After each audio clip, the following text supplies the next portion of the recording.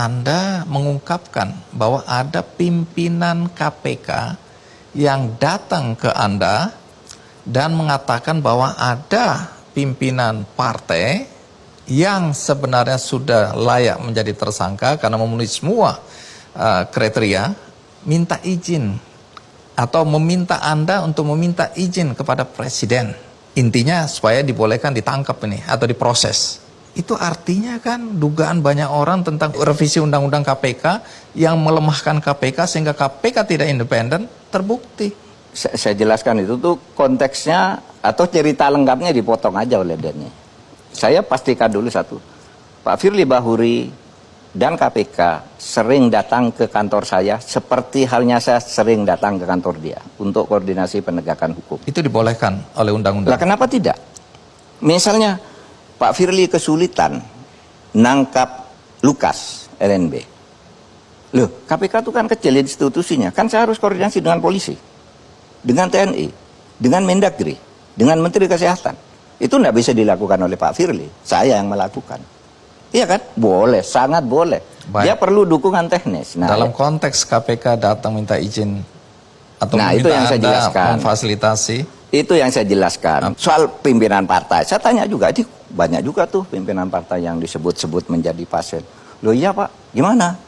Itu aja. Anulah, Presiden gimana pandangannya? Presiden pandangannya sama dengan saya bilang. Saya tidak perlu ngelapor ke Presiden, tegakkan hukum, jangan pakai politik. Gitu aja. Kalau ada bukti, jalan. Pak Mahfud, perseteruan Anda dengan Rizal Ramli ini mencuat ke permukaan, jadi pembicaraan publik juga. Pertama yang mengagetkan adalah Anda tampak emosional. Ya. Anda mengatakan Rizal Ramli bodoh, ngawur, dan meledaklah itu. Orang bertanya-tanya apa yang terjadi sehingga Anda begitu marahnya, tanda kutip ya. Apa yang terjadi? Mungkin Anda hanya baca berita ledakannya, tapi ketika saya nulis itu saya pasang juga berita ketika dia mengatakan sesuatu yang sangat ngawur dan bodoh. Pertama, dia mengatakan Mahfud itu sekarang menjadi penjilat kehilangan idealisme karena sudah menjadi pejabat. Dan dia berdosa kepada para pemimpin republik ini karena dia atau Mahfud mengatakan bahwa orang kalau jadi pejabat itu jadi iblis. Ini sama sekali tidak benar. Saya mengatakan orang kalau mau masuk ke sistem pilkada yang berlaku sekarang ini, malaikat pun bisa jadi iblis. Itu saya nyatakan 2012, saya tempel berita nilai. Itu ketika itu memperjuangkan perubahan undang-undang pilkada. Dan perjuangan saya itu berhasil. Undang-undang pilkada diubah, diundangkan tanggal 29 September tahun 2014. Tapi 2 hari kemudian oleh Pak SBY dicabut sendiri undang-undang itu menjadi Perpu pemilihan gubernur bupati. Karena menurut saya, kalau sistemnya seperti sekarang ini, pada waktu itu ya, ini pilkada pasti bupatinya korupsi, gubernurnya korupsi, meskipun tidak mau korupsi pasti terjebak korupsi, jadi iblis dia. Saya bilang begitu di tahun 2012. Kok sekarang saya bilang konteksnya itu ya? Hah? Konteksnya itu dan saya tempelkan berita itu ke Rizal Ramli. Inilah beritanya. Kapan saya bilang orang jadi pejabat itu jadi iblis? Di mana saya bilang? Nggak jawab dia. Kemudian dia bilang pengkhianat dan macam-macam gitu. Lah di mana saya bilang? Wah, maka saya katakan ngawur kamu. Kamu tiap hari ngejek Pak Jokowi, ngejek Sri Mulyani dengan hal-hal yang tidak benar. Beliau diam. Kalau saya tidak, saya lawan kamu. Saya bilang gitu. Tunggu, Anda kan tadi bilang bahwa saya ini senang dikritik.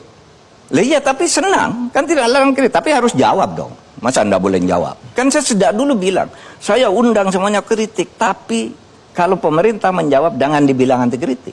Harus dijawab. Kalau Anda kritiknya keras, saya keras. Kalau halus, saya jawab halus. Anda sempat bilang bahwa ini urusannya jadi personal karena dia mengatakan menyebut nama Anda pribadi. Iya. Anda merasa ini personal?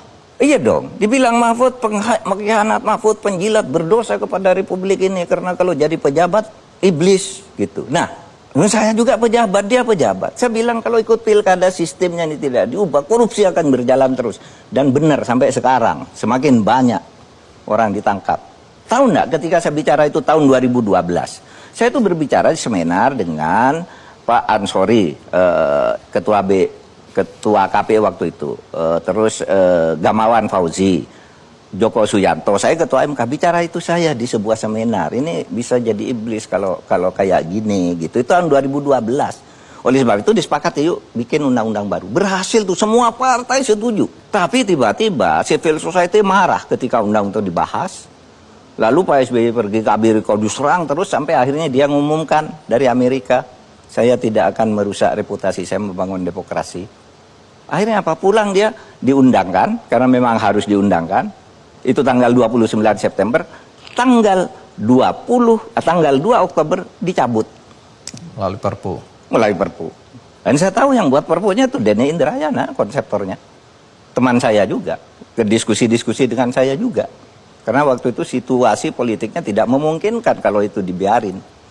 Kalau saya tidak salah ya, kenapa sampai kemudian ini muncul ke Ramli menyitir cuitan Anda juga, bahwa kalau ini soal Perpu Undang-Undang Cipta Kerja. Gara-gara cuitan Anda juga, Anda menyatakan seandainya saya berada di luar pemerintahan, saya juga mengkritisi Perpu Undang-Undang Cipta Kerja. Yaitu, dia tidak baca beritanya, hanya baca judulnya. Itu bukan cuitan saya, itu pernyataan saya di istana. Begitu rapat tentang Perpu itu, kan saya dikerubuti oleh wartawan. Pak, kenapa keluar Perpu ini para akademisi, ini marah ini. Saya bilang, seandainya saya akademisi dan saya bukan anggota kabinet, saya pasti ikut ngeritik ini. Tetapi ada sambungannya. Tapi karena saya anggota kabinet dan saya tahu diskusinya bahwa ini harus dilakukan dan punya alasan untuk dilakukan, maka saya setuju. Saya sudah berjuang di kabinet, pendapat saya begini, tapi ini faktanya. Oh iya, saya tahu. Kan itu lalu saya jelaskan kan. Ini masalah perfaksto, masalah perkembangan ekonomi, masalah geopolitik, kan itu yang saya jelaskan.